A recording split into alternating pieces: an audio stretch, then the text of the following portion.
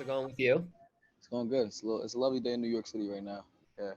Yeah, you just did what, two shows in New York? Three. Three. Damn. Yeah. How's the tour been going so far? Bro, it's been amazing. I love it. Europe was Yeah. amazing. I think US is US has exceeded my expectations, bro. Really? Like honestly, it's been insane. Yeah. Like, what about it, like with the shows and everything, has really kind of stood out? Dude, I think it's the first tour. It was kind of like a warm up because the Root of It All tour was like nobody was moving.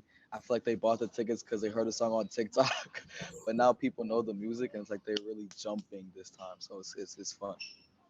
Yeah. Well, I mean, you got the album out now, and debut album, and I mean, this has been a crazy time for you over the past like what, like 2-ish years now. I mean, Dude, yeah. Yeah. it's pretty crazy for for a kid who just started making music and recorded through his phone. Yeah, bro. Right? Yeah. So I want to talk a little bit just about the project as a whole with you, because this really started like just by kind of combining some of your passions with music and with video games and streaming and everything. So tell me a little bit how all of this kind of came together for you and has kind of just propelled from there. Yeah, bro. I mean, me starting from Fortnite, playing Fortnite for since it came out in 2017, then to using it as a catapult for my actual music was insane because the gaming community was strong backing me so hard because nobody had ever came out of the Fortnite community and actually stayed in it. It's like I remember Lil TJ was playing Fortnite, but he disowned the Fortnite community as soon as he blew up. So it's like for me to keep doing it and then use Fortnite, put my music in Fortnite, give my music away royalty free to the gaming community so they can use it and make their money too. It was insane because once you have the support of like the gaming family, you have it forever. So it's insane.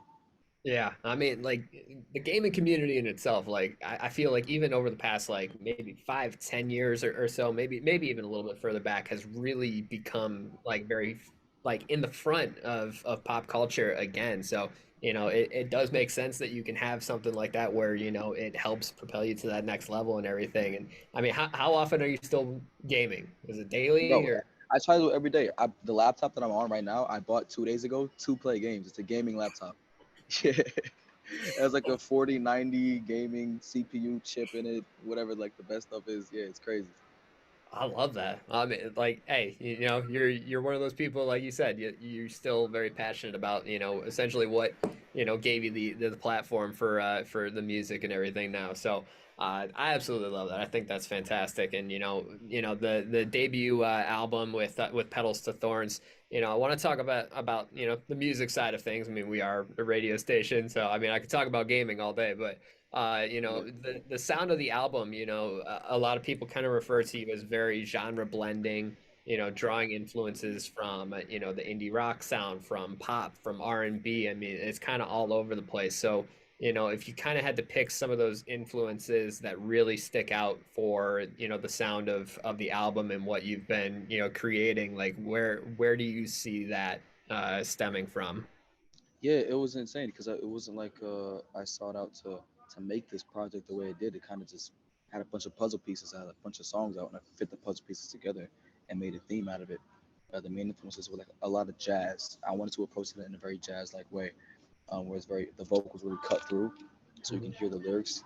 That's I remastered "You and I." People hated it at first, but I want you to hear what I was saying. But yeah, a lot of jazz. I listened to um, very old school like Elvis Presley music and stuff like that to try to get that pop sound. A lot of Radiohead as well. Paramore for the bridge. A lot of Deftones. Yeah, so I tried to respect as many genres as I could and put them all in there and make it cohesive.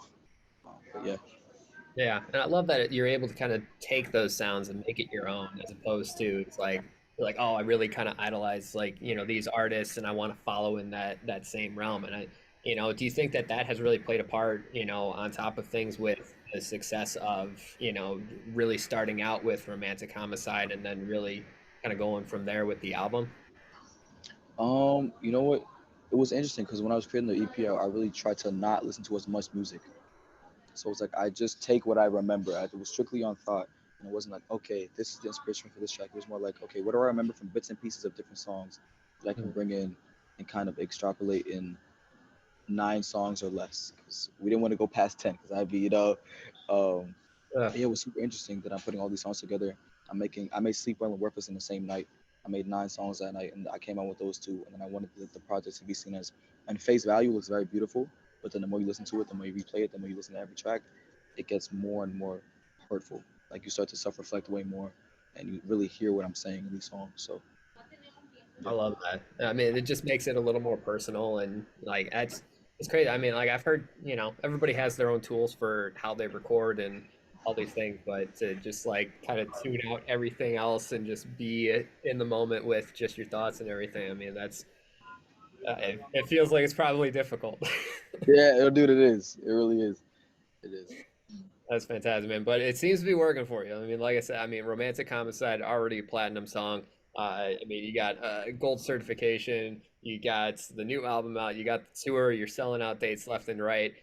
Billboard's 21 under 21. Like, I mean, you're killing it right now. So you got some more tour dates right now. But what's next on the list? What's next to conquer? Yeah, I think it's music time, man. I think it's music time. Yeah, It is indeed.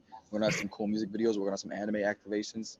I'm trying to bring that. Where I never want to leave the my roots behind. So gaming yeah. and anime are always gonna be part of everything I do. So I'm just find some cool ways to incorporate that in the artistry and keep going with it. Yeah, because I know you've been developing like different characters and everything to be part of this whole project and this whole world. Hmm. Um, so yeah, I look forward to seeing how the stories of all those characters kind of come together with you, and Word.